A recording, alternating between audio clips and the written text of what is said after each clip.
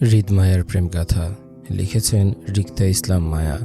আজকে থাকছে উপন্যাসটির ৪৪তম পর্ব। উপন্যাস পাঠে আছি আমি তারিফ। ফেরি লাইটের আলোয় উজ্জ্বল চারপাশ, চাকচিক্য আলোয় মুখরিত খানবাড়ির সদর গেট হতে বিশাল বাড়িটি। অন্ধকার সন্ধ্যায় তারার ন্যায় জলমল করছে চারিপাশ। মায়া এমনই সন্ধ্যায় হৃদের পাঠানো গাড়ি থেকে নামলো আড়ষ্টভঙ্গিতে। জড়তার দৃষ্টি ফেলল আশেপাশে। অসংখ্য মানুষের আনাগোনা দেখা গেল ব্যস্ততার পা চালিয়ে। মায়া নীরবে শুধু হৃদকে খুঁজল আশেপাশে, কিন্তু কোথাও সন্ধানকৃত মানুষটিকে দেখতে না পেয়ে তাকালো সামনে। খানবাড়ির সামনে কিছু পরিচিত মুখ দেখল দাঁড়িয়ে। তার মধ্যে আরাব খান, ফাহাদ আর রাদীপকে দেখল একত্রে দাঁড়িয়ে কাজের লোকদের তদারকি করছে রাস্তায়। মায়া সেই দিকে তাকিয়ে রইল হৃদকে দেখতে পাওয়ার আশায়। হয়তো তাদের আশেপাশে আছে কোথাও। জয় গাড়ির অপর দরজা খুলে নামতে নামতে চারপাশে দৃষ্টি ফেলল খানবাড়ির বিশাল আয়োজন দেখে। ছোট ছোট ফেরি লাইটের আলোয় সন্ধ্যাটা যেন দারুণ লাগলো জুইয়ের। মন ছুঁয়ে যাওয়ার মতো শীতল হাওয়া আছে পরিবেশে। জুই বেশ উৎফুল্লতা নিয়ে আশপাশটা দেখতে লাগলো। এর মধ্যে রাহাত গাড়ির ডিক্কি খুলে মায়াদের ব্যাগ হাতে নিয়ে বিনয়ে ডাকলো মায়াকে। মায়ের ধ্যান ভাঙতে রাহাত বলল, ভাবি, বাড়ির ভিতরে চলুন। ইতস্তত মায়া দ্বিধাবোধ করলো বাড়ির ভিতরে যেতে। মায়ের জানা নেই খানবাড়িতে কে কে জানে হৃদ মায়ের সম্পর্কের কথাটা। সবাই কেমন দৃষ্টিতে দেখবে মায়াকে। হৃদের সঙ্গে দেখা করার জন্য তাড়াহুড়ো করে তো চলে আসলো, কিন্তু খানবাড়িতে পা রেখে মনে হলো মায়ার এখানে আসাটা উচিত হয়নি, বরং ও ভুল করেছে। সবার মুখোমুখি হওয়ার সাহস মায়া এখনও জুগিয়ে উঠতে পারেনি। খানবাড়ির ফাংশনে খান পরিবারের প্রতিটি সদস্য হতে তাদের আত্মীয় স্বজনরা পর্যন্ত উপস্থিত থাকবে। সবাই যদি হৃদমায়ের সম্পর্কের কথা জানে, তাহলে এর জন্য অবশ্যই মায়াকে নানান প্রশ্নের মুখোমুখি হতে হবে। তাছাড়া খানবাড়ির প্রতিটা পারিবারিক ফাংশনে শশীর উপস্থিতি দেখা যায়। আজকে থাকবে স্বাভাবিক। যেখানে শশী আছে সেখানে মায়াকে কেউ সহজে মেনে নেবে না, এটাও স্বাভাবিক। তাছাড়া শশী মায়াকে কিভাবে মেনে নেবে তার ভালোবাসার মানুষের বউ হিসেবে? আদৌ সেটা সম্ভব হবে শশীর জন্য? হয়তো সম্ভব নয়, কিন্তু তাই বলে মায়ার বা কি করার আছে এতে? মায়া তো আর প্রেমিকা নয় যে রিলেশন ব্রেকআপ করে দিবে।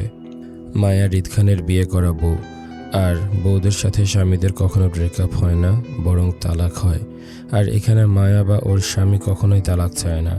তাই যত কিছুই হোক না কেন, মায়া কোনো কিছুর বিনিময়ে নিজের স্বামীকে ছাড়বে না অন্য কারোর জন্য। শশী যদি ওর স্বামীর ফার্স্ট হয়ে থাকে, তাহলে মায়া প্রেজেন্ট। অতীত সবসময় অতীতই হয়। অতীত কখনো বর্তমান হতে পারে না, আর না মায়া কখনো হতে দিবে। এবার যত ঝড় তুফান আসুক না কেন, মায়া সব কিছুর সাথে লড়াই করে নেবে, তারপরেও ছাড়বে না। অস্বস্তিকর পরিস্থিতিতে পড়ে মায়ার বুক ভারী হয়ে আসলো তিক্ত ভাবনায়। হুট করে মায়ার মনে হলো ওর সামনের পরিস্থিতি বেশ জটিল হতে যাচ্ছে। সব কিছু কেমন অন্ধকারে ঘেরা। একদিকে মায়ের পরিবার তো অন্যদিকে হৃদের পরিবার। সাথে বড় বোনের সংসারে অশান্তির কারণটাও মায়ার হতে চলেছে। তিক্ততা ভাবনা, অস্বস্তিকর পরিস্থিতিতে পড়ে মায়া গায়ের ওড়নাটা মুঠোয় চাপল। নীরব চোখে আবারও হৃদের সন্ধান করে রাহাতকে প্রশ্ন করে বলল, আপনার ভাই কোথা? মায়াকে কথাটা শেষ করতে হলো না, তার আগে রাহাত চট করে বুঝে নিয়ে বলল, হৃদ ভাই তো বাড়িতে নেই ভাবি। ভাই আছেন ওনার বাবার সাথে। আসলে সামনে নির্বাচন তো, তারপর আবার ভাই অনেক দিন পর চট্টগ্রামে আসলো, সেজন্য দলের সদস্যদের সাথে আলোচনা মিটিং করছেন তিনি। মধ্যরাতের আগে ভাই বাড়িতে ফিরতে পারবে না ভাবি। মায়ার বুক ভারীর কষ্টটা যেন দ্বিগুণ হলো। হৃদের আশায় এ বাড়িতে এসেছিল সে। এখন হৃদকে না পেয়ে মায়া যেন মুহূর্তে অসহায় হয়ে পড়ল। একদিকে হৃদের পরিবার তো, অন্যদিকে সবার কঠিন কঠিন সব প্রশ্নের মুখোমুখি সে কীভাবে করবে? হৃদ তো মায়ের পাশে নেই, কিভাবে জবাব দেবে মায়া? আমি এখানে এসেছি সেটা আপনার ভাই জানেন? আগের ন্যায় রাহাতের ঝটফট উত্তর আসলো তখনই। কি বলেন ভাবি, ভাই জানবেন না আপনি এসেছেন সেটা? ভাই তো আমাকে দিয়ে গাড়ি পাঠালো আপনাকে এখানে নিয়ে আসতে। ভাই বাসায় ফিরে যেন আপনাকে দেখে, সেজন্য। অস্বস্তিতে মায়া ছোট করে উত্তর করল রাহাতকে। ও জি ভাবি, চলুন। মায়া সামনে হাঁটতে গিয়েও থেমে যায়। পিছন ফিরে ইতস্ততায় রাহাতকে বলল, সবাই কি আমার উপর রেগে আছেন রাহাত ভাই? মায়ের কথাটা প্রথমে বুঝতে না পেরে খানিকটা অবাক সুরে মায়াকে শুধিয়ে রাহাত বলল, সবাই আপনার উপর কেন রাগ করবেন ভাবি? কিসের জন্য? রাহাতের প্রশ্নে মায়ের অস্থিরতা দ্বিগুণ হলো। এলোমেলো দৃষ্টি এদিক সেদিক ঘোরাতে গিয়ে জুঁইয়ের সঙ্গে চোখাচোখি হলো। জুঁই মায়ের কথায় ওর দিকেই কৌতূহল দৃষ্টিতে তাকিয়ে রইল। আপাতত সেও রাহাতের মতন জানতে চায় খানবাড়ির সবাই কেন মায়ের উপর রাগ করে থাকবে, কিসের জন্য। মায়া নিজের অপরাধী দৃষ্টি জুঁই থেকে সরিয়ে তাকালো রাহাতের দিকে। মিহিস্বরে পুনরায় বলল, আপনার ভাইয়ের সঙ্গে আমার বিয়ের ব্যাপারটা নিয়ে কেউ? আবারও মায়ের অল্প কথাতে ছট করে বুঝে গেল রাহাত। মায়াকে আশ্বস্ত করে বলল, না ভাবি, আপাতত কেউ রেগে নেই আপনার উপর। সবাই আপনাকে ফাহাদ ভাইয়ের শালি বলেই জানেন এই বাড়িতে। আমার মনে হয় হৃদ ভাইয়ের বাবা মা ছাড়া বাকিরা কেউ আপনাদের বিয়ের ব্যাপারটা এখনও জানে না। যদি জানতো তাহলে অবশ্যই এই নিয়ে দাদা দাদি অথবা অন্য কেউ আমাকে প্রশ্ন করত। তাছাড়া বিয়ের ব্যাপারটা এতদিনে আপনাদের বাড়িতেও ছড়িয়ে পড়ত। যেহেতু এসব কিছুই হয়নি, তার মানে এখনও কেউ জানে না হৃদ ভাইয়ের বিয়ের ব্যাপারটা নিয়ে। আপনি নিশ্চিন্তে থাকুন ভাবি, এসব বিষয়ে আপনার টেনশন করতে হবে না। ভাই আছেন, তিনি দেখবেন সবটা। আপনি ভিতরে চলুন ভাবি, আপনাকে বাসার ভিতরে দিয়ে আমাকে আবার ভাইয়ের কাছে ফিরতে হবে। চলুন। রাহাতের কথায় মায়া আশ্বস্ত হলো। মনে হলো আসলেই হৃদ আছে ওর পাশে। যে কোনো কঠিন পরিস্থিতিতে হৃদ কখনোই মায়াকে একা ছাড়বে না। মায়া সুস্থির হতে হতে পা চালালো সামনে, সঙ্গে জুঁইও হাঁটল। কিছুটা পথ সামনে যেতে চোখে পড়ল রাদিফের। তৎক্ষণাৎ উৎফুল্লতায় ভাবি বলে মায়াকে চিৎকার করে ডাকতে গিয়েও থেমে গেল আশেপাশের কোলাহল পরিস্থিতি দেখে। এত মানুষের সামনে মায়াকে ভাবি বলে ডাকাটা দৃষ্টিকটু দেখাবে। যেহেতু এখনও হৃদ পারিবারিকভাবে মায়াকে নিজের বউ বলে পরিচয় করায়নি, সেহেতু রাদীপের এই মুহূর্তে মায়াকে ভাবি ডাকাটা যুক্তিসঙ্গত দেখাবে না। এতে মায়ের অসম্মানিত হতে পারে। আবার ভাবিকে বেআইন বলে ডাকাটাও রাদীপের শোভা পায় না। সেজন্য চুপ করে গিয়ে নিজের কাজে মন দিল। যেদিন সসম্মানে মায়কে সবার সামনে ভাবি ডাকতে পারবে, সেদিন না হয় ভাবি ডাকবে। ততদিন না হয় সবার অগোচরে ভাবি ডাকলো মায়াকে। তারপরও বড় ভাইয়ের বউকে অসম্মানজনক কিছুই ডাকবে না সে। রাদীপের সঙ্গে দাঁড়ানো ফাহাদ দুই শালিকে দেখতে পেয়েই হাসি মুখে এগিয়ে আসলো মায়া আর জুঁইয়ের দিকে। বড় ভাইয়ের মতন স্নেহময় হাত বোলালো মায়া জুঁইয়ের মাথায়।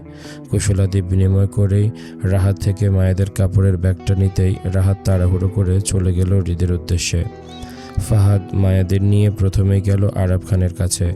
তিনি মায়া জুঁইকে দেখতে পেয়ে উজ্জ্বল হাসতেই মায়ের সালাম দিয়ে বিনয় বলল, আসসালামু আলাইকুম দাদাভাই, কেমন আছেন?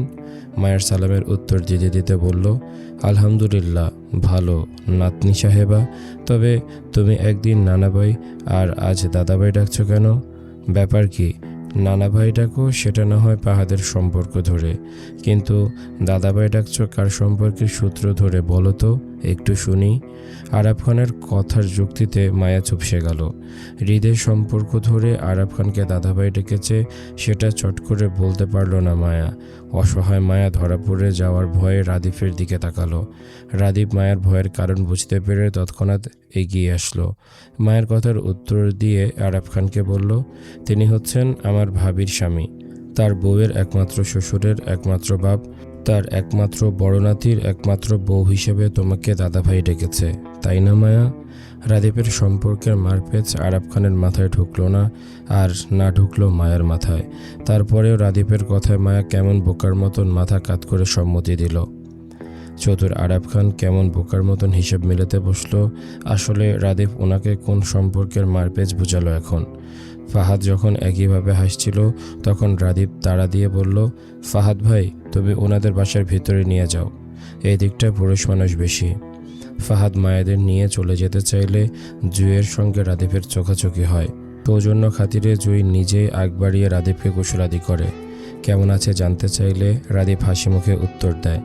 দুজনের মধ্যে অল্প কুশলাদি বিনিময়ে জুঁই যখন রাদীপকে ক্রস করে আসতে যেতে চাইল, তখনই চোখে পড়ল অল্প দূরত্বে দাঁড়িয়ে থাকা আয়নকে। চমকে ওঠার মতন জুঁই পিছনে তাকালো, দেখল রাদীপ তখনও জুঁইয়ের দিকে হাসি মুখে তাকিয়ে। জুঁইয়ের তাকানোতে রাদীপ মজা করে বলল, বেআইন, এতবার ঘুরে পিছনে তাকালে ঘাড় বেঁকে যাবে তো আপনার। আপনি বরং ভিতরে যান, আমি হাতের কাজটা শেষ করে আপনার কাছে আসছি, তখন না হয় আবার দেখলেন আমাকে।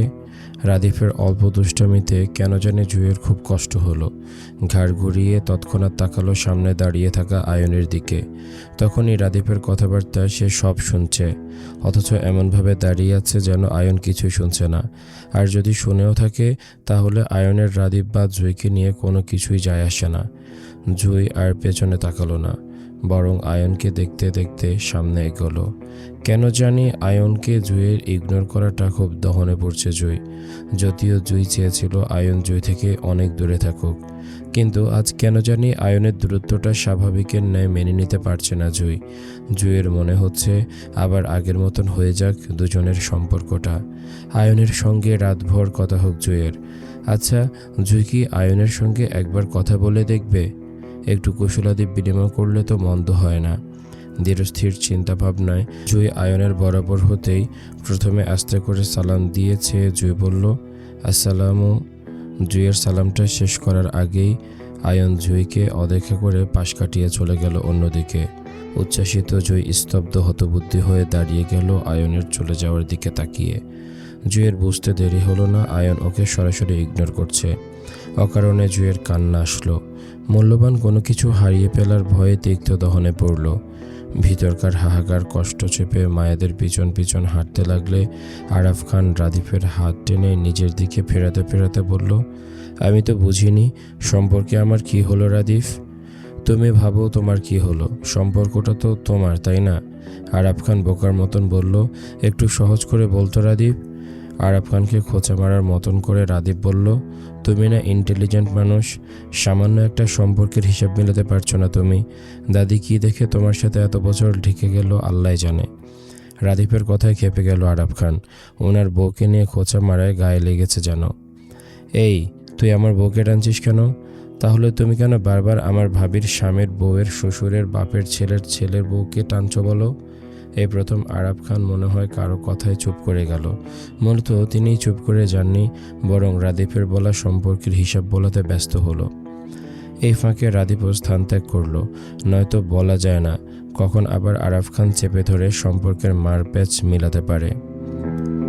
এই ছিল আজকের পর্ব। কেমন লেগেছে তোমাদের কমেন্ট করে জানাও। দেখা হচ্ছে পরের পর্বে। ততক্ষণ পর্যন্ত সবাই ভালো থাকো, সুস্থ থাকো। আজকের মতো আমি তারিফ এখানে বিদায় নিচ্ছি। আল্লাহ হাফেজ।